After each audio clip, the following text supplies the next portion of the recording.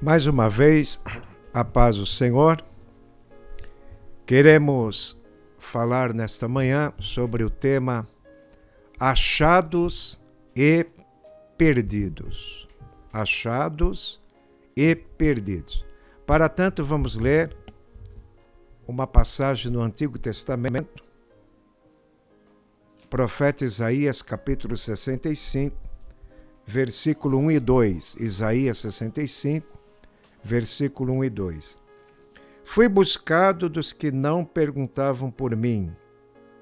Fui achado daqueles que não me buscavam. A uma nação que não se chamava do meu nome, eu disse: eis-me aqui, eis-me aqui. Estendi as minhas mãos todo dia a um povo rebelde que anda por caminho que não é bom, após os seus pensamentos. Nós acabamos de ler em Isaías 65 uma passagem referente a dois povos, os gentios e os judeus. Nós, povo que não é de Israel, povo gentil, povo estrangeiro, nada sabíamos do plano de salvação. E diz o texto: fui buscado dos que não perguntavam por mim.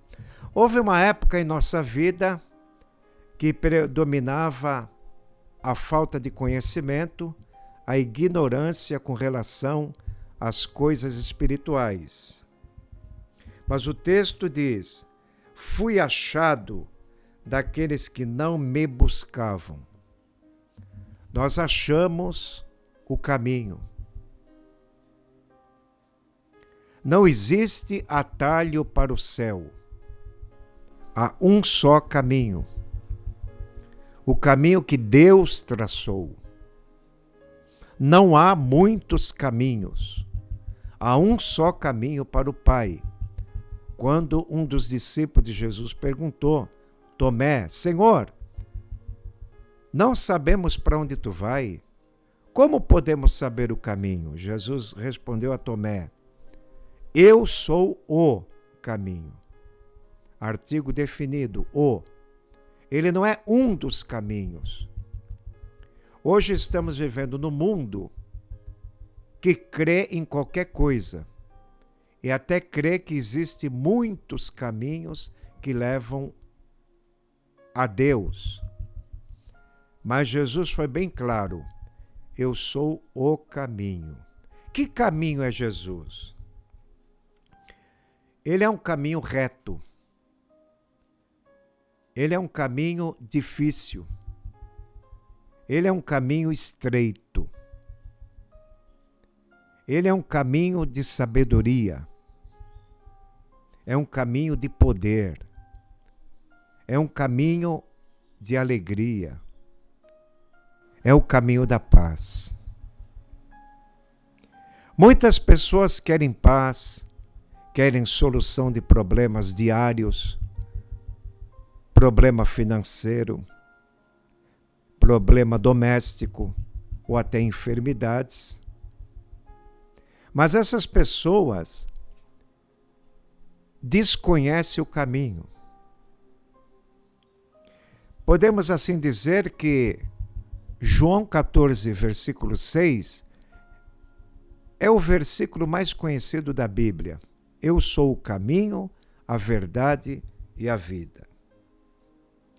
Aqui no versículo 2, Isaías 65, diz o Senhor: estendi as minhas mãos o dia todo a um povo rebelde, que anda por caminho que não é bom após os seus pensamentos. A Bíblia ensina que Jesus veio primeiro para os seus, para os judeus. Jesus nasceu no estado da Judéia, na cidade de Belém, a 8 quilômetros de Jerusalém, uma pequena cidade, também a cidade de Davi, Belém. Ele foi criado na cidade de Nazaré, no estado da Galileia, no norte. para que se cumprisse o que disse os profetas: ele será chamado o Nazareno. E Jesus esteve no mundo, e a Bíblia diz que ele estava no mundo. O mundo foi criado por ele, mas o mundo não o conheceu.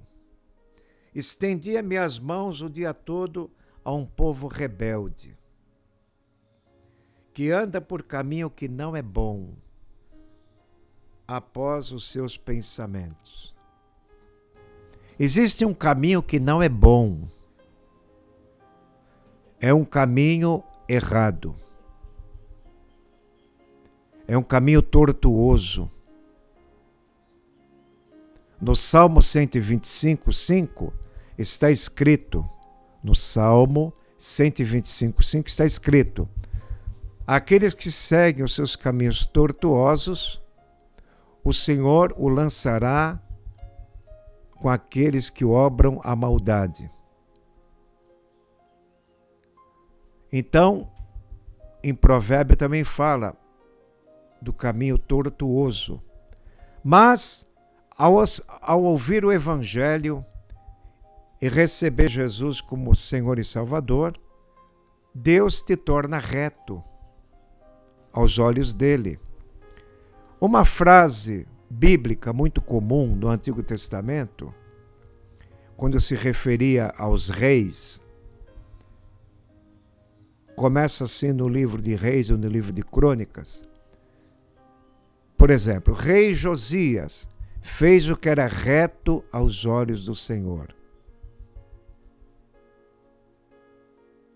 O rei Manassés fez o que era mal aos olhos do Senhor.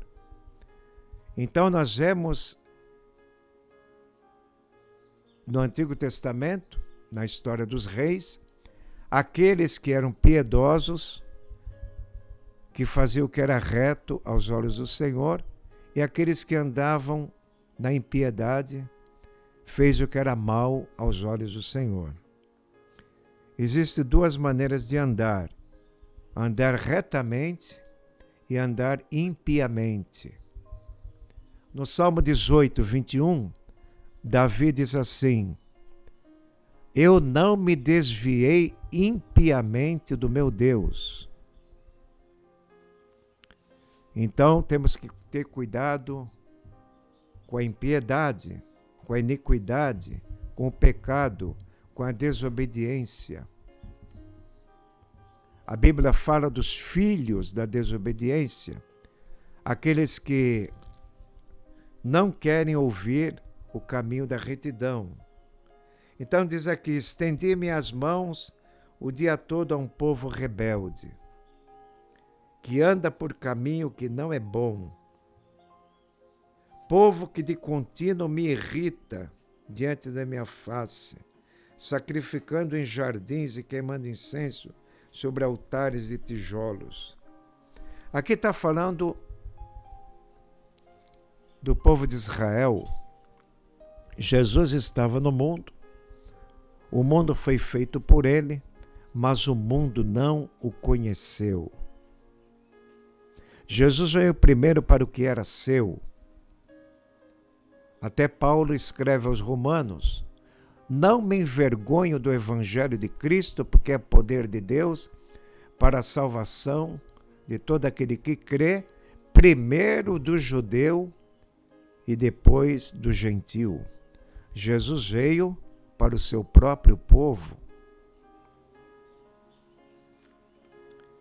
Hoje ainda estão esperando o Messias, mas também há muitos que aceitam o Messias, uma minoria, que seus olhos são abertos, começam a acreditar que Jesus é o Messias. Mas me chama a atenção esse versículo: caminho que não é bom após os seus pensamentos. A nossa alma pensa, ela sente, ela está em contato com o mundo exterior.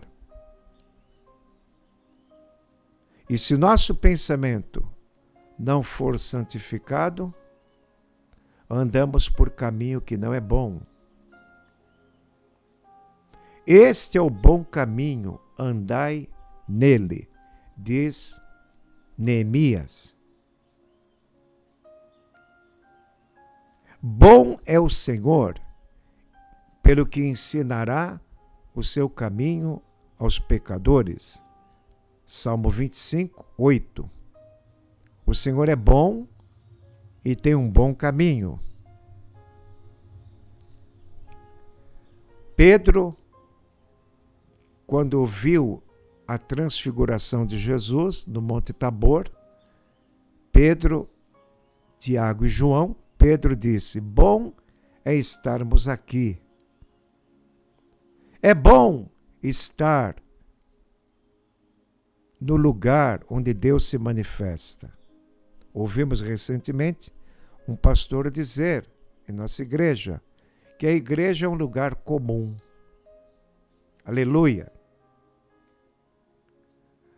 A salvação é comum a todos os homens. Nós vemos na Bíblia o Judas escrevendo acerca da salvação comum, explicando aos seus leitores o que é a salvação comum.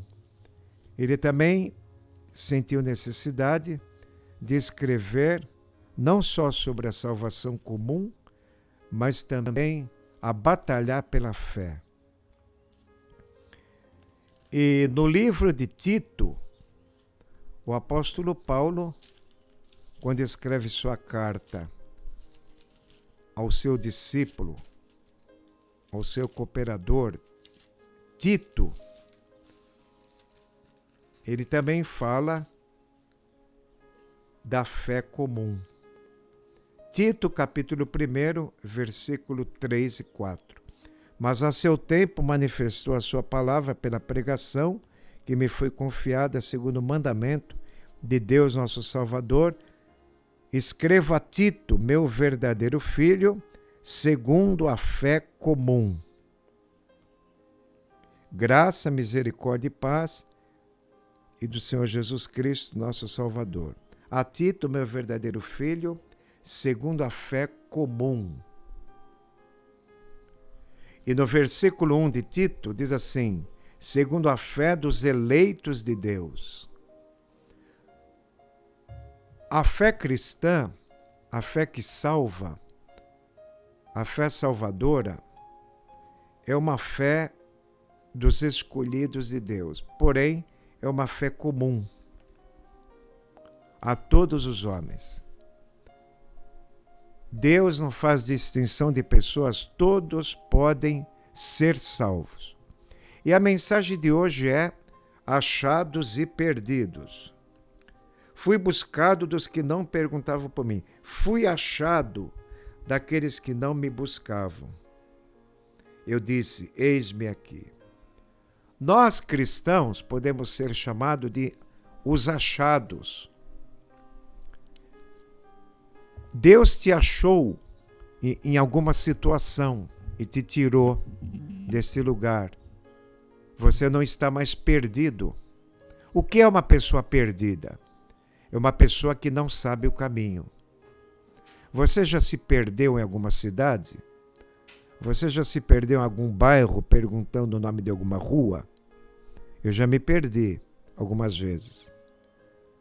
Uma vez eu me perdi no meio do mato, na selva, e gritei por socorro. Num sítio do meu tio, em Raposo Tavares, perto de Itariri, entrei no mato para pegar palmito, não sabia sair mais. As pessoas não sabem o caminho, estão perdidas. Existem dois tipos de pecadores. Pecadores perdidos, que não sabem o caminho, é a maioria, e pecadores que Jesus salvou. Existe pecador perdido e pecador salvo. Os dois são pecadores. É bom que se ensine isso para que a humanidade não pense que nós temos orgulho e somos superior a ninguém. Não. O crente é um pecador que não vive na prática do pecado consciente. Repetindo, o crente é um pecador que não vive na prática do pecado. A pessoa que não é crente é um pecador perdido, porque se Jesus é o caminho e ele não creu em Jesus e não está no caminho, ele está perdido. Um católico perdido, um espírita perdido, um budista perdido, um adepto de alguma seita perdido, adepto de alguma filosofia japonesa ou hindu perdido, o budismo está perdido, budista, o judeu que não é cristão está perdido,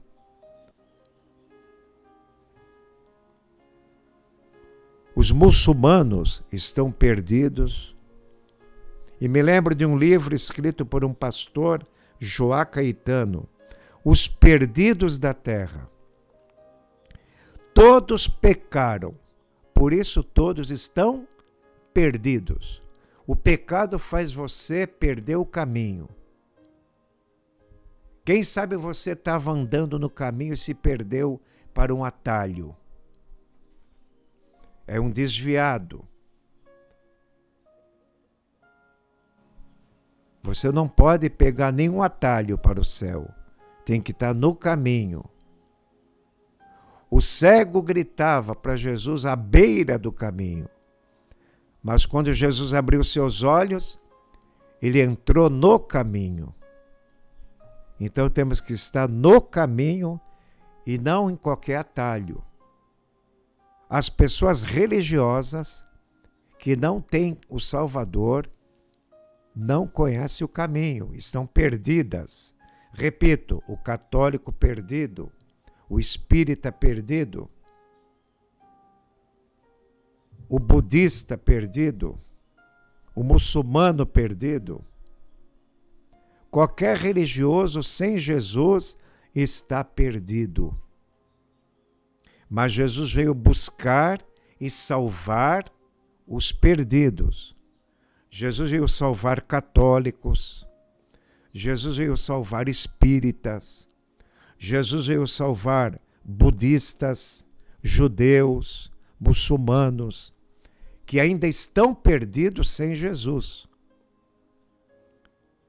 Jesus veio salvar adeptos de seitas. Então, Jesus veio para que o mundo fosse salvo por ele. Isso está em João 3,17. Repito, João 3,17. Jesus veio para que o mundo fosse salvo por ele. Jesus veio para que o católico fosse salvo por ele. Jesus veio para que o espírita escute o evangelho e seja salvo por Jesus. O macumbeiro, o candomblé, o vodú, todo esse ramo do baixo espiritismo, Jesus veio para salvar todos. Sem Jesus Cristo, você está perdido, caminhando para o abismo, que é um poço sem fundo, o inferno. Não podemos estar fora do caminho. E como se entra no caminho? Como se entra por Jesus? Ele é a porta. Jesus começou a pregar na Galileia. Desde então, começou a pregar e a dizer: arrependei-vos para entrar no reino dos céus. Mateus 4:17. O arrependimento e a fé em Jesus são essenciais para a salvação. Arrependimento do pecado, porque o problema do homem é o pecado que separa de Deus, e ele tem uma religião assim por ignorância, por não conhecer Cristo. O homem adere a uma religião ou uma seita. Ao descobrir Cristo, ao escutar o Evangelho de Cristo e crer, o homem é liberto da tradição dos pais, é liberto da religião, é liberto da religiosidade, deixa de ser perdido e agora encontra em Jesus a salvação. Repito, João 3,17. Ele veio para que o mundo seja salvo por ele.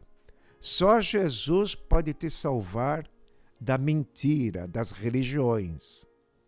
Só Jesus pode te salvar do engano de uma vida pecaminosa. Só Jesus pode te salvar do engano de uma vida mundana, de balada, de imoralidade, de cerveja, de droga, de bebidas alcoólicas. Só Jesus tem o poder de te tirar dessa vida vazia e medíocre. Só Jesus. Jesus veio para libertar. Ele é o libertador de Israel. É o libertador de todos que vêm a ele. No Salmo 18, versículo 2, o salmista Davi fala que o Senhor é o grande libertador. Salmo 18, versículo 2.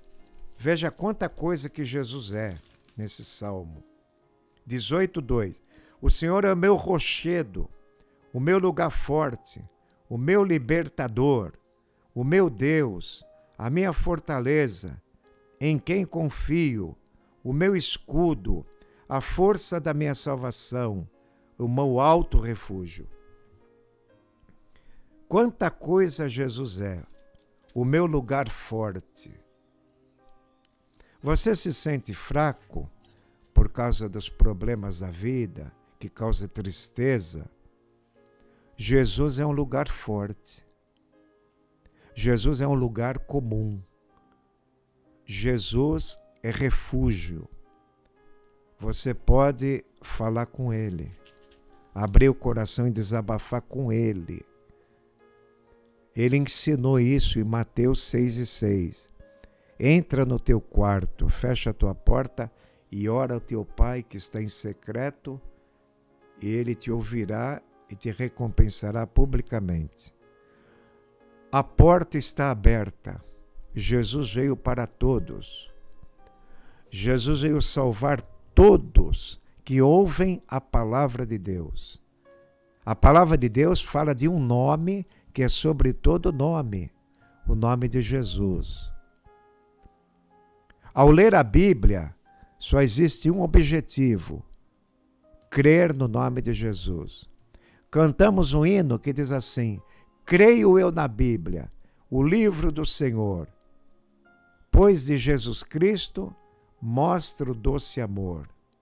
Lemos hoje a Bíblia para todo pecador, para que encontre Cristo o Salvador.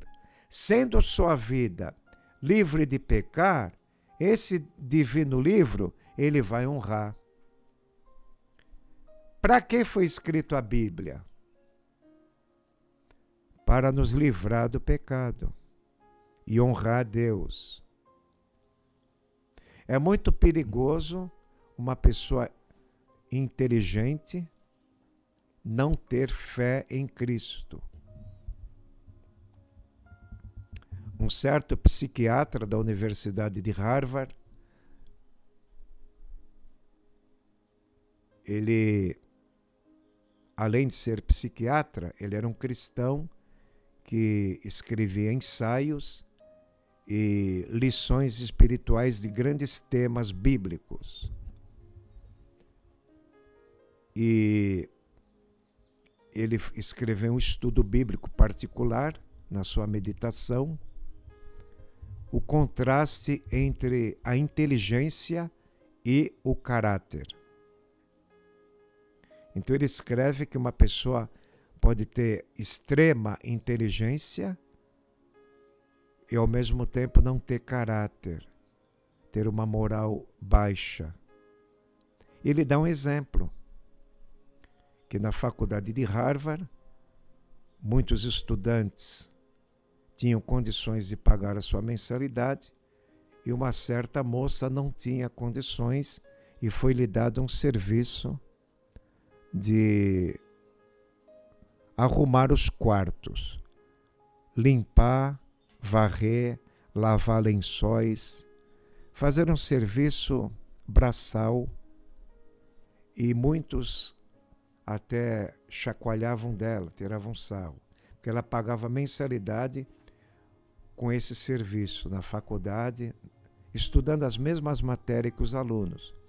E um determinado dia, ela arrumando um quarto de um estudante, o estudante, muito inteligente, que tirava as notas mais altas possíveis das matérias, ele desrespeitou a moça, além da amizade, convidou para uma intimidade no quarto.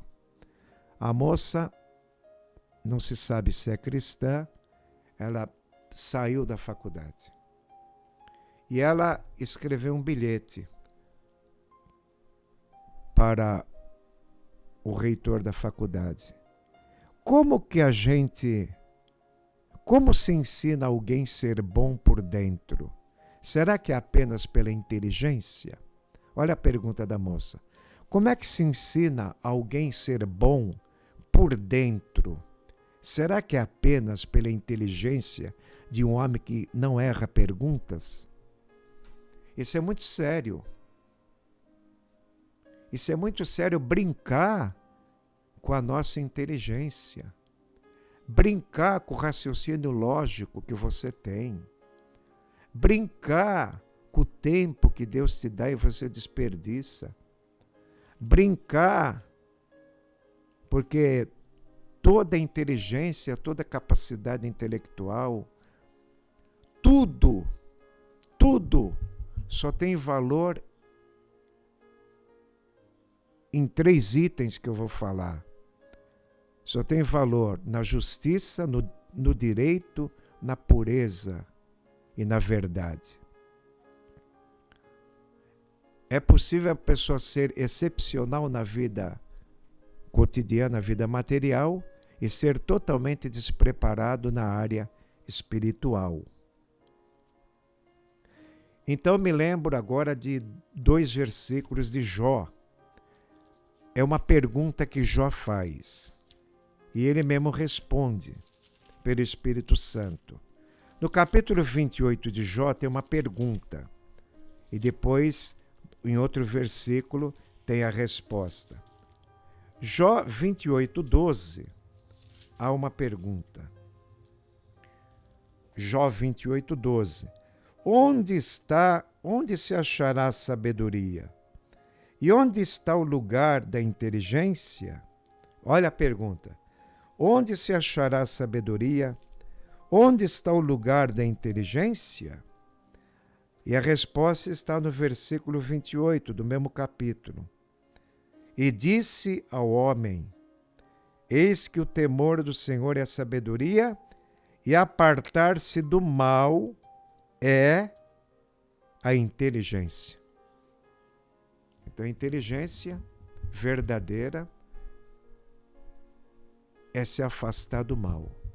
Se afastando do mal, você está honrando a Cristo com a sua mente. Porque ao aceitar a Cristo, devemos não só entregar o nosso corpo, alma e espírito, como também a nossa mentalidade, a nossa mente. Paulo diz aos Coríntios, nós temos a mente de Cristo. Então, uma mente que deve ser cultivada com pureza, com santidade. E se nós não tivermos essa preocupação, se o termômetro da nossa fé for baixando, a gente não tem essa preocupação, e se Deus não tiver misericórdia, podemos perder a salvação. Então, onde está o lugar da inteligência? Apartar-se do mal é a inteligência. Então, aquele jovem da faculdade de Harvard não era inteligente coisa nenhuma, porque ele não tinha caráter, não tinha moral, não honrava Cristo. Cristo lhe deu uma mente brilhante para o estudo e ele não aproveitou. E aquela moça chegou a sair da faculdade por ser ludibriada por um jovem que se diz, entre aspas, inteligente. Então, nós que somos salvos por Cristo, devemos ter cuidado com o nosso pensar.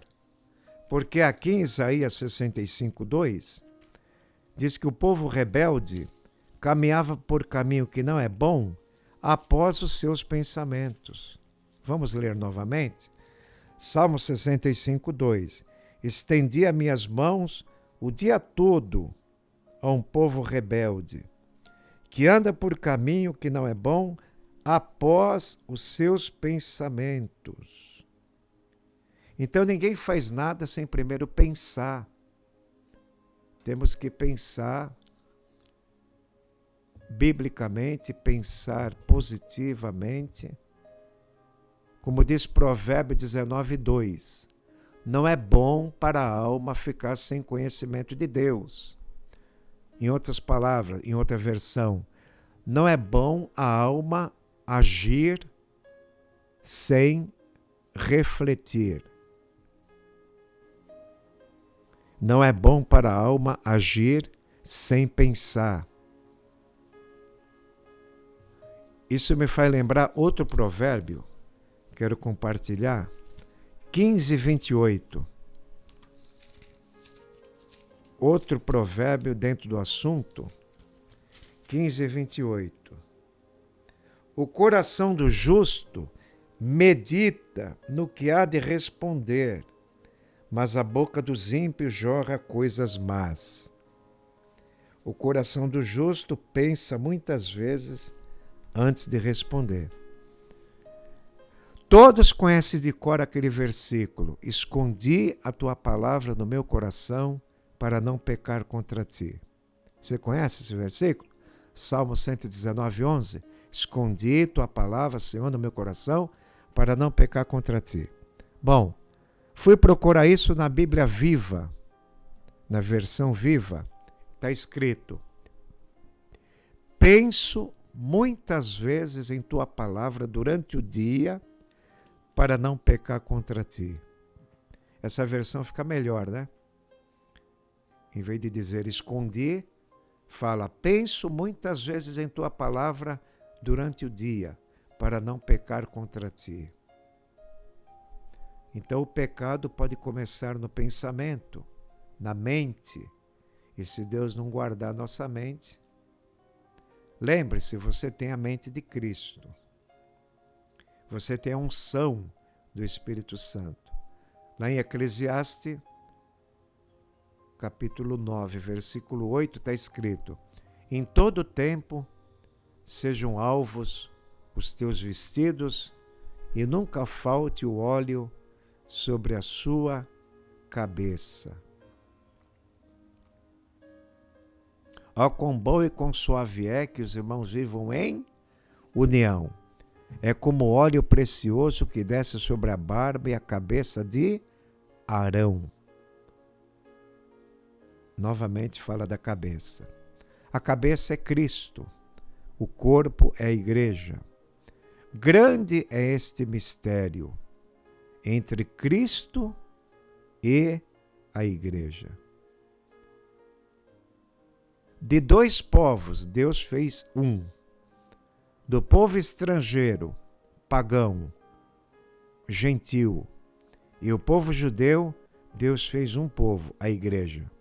A igreja é composta de judeus e estrangeiros. Isso está em 1 Coríntios, no capítulo 10, versículo 32. Paulo recomenda aos coríntios a não dar escândalo.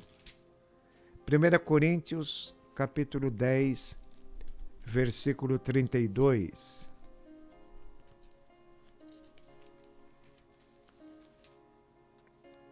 Portai-vos de modo que não deis escândalo, nem aos judeus, nem aos gregos, nem à igreja de Deus. Portai-vos de modo que não deis escândalo aos judeus, aos gentios, e nem à igreja de Deus. Quer comais, quer bebais, ou fazer qualquer outra coisa, fazei tudo para a glória de Deus. Então, irmãos, irmãs e ouvintes, você foi achado.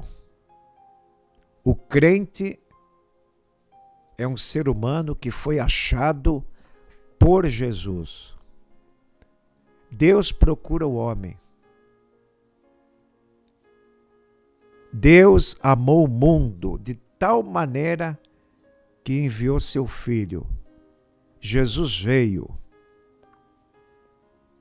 Jesus veio para que o mundo fosse salvo por ele. Salvar significa livrar.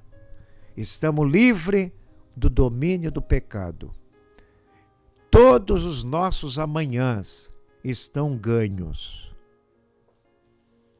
Deus dá vitória diária por causa da vitória final. Irmão, lembre-se do seu futuro. Deus estará lá com a vitória final.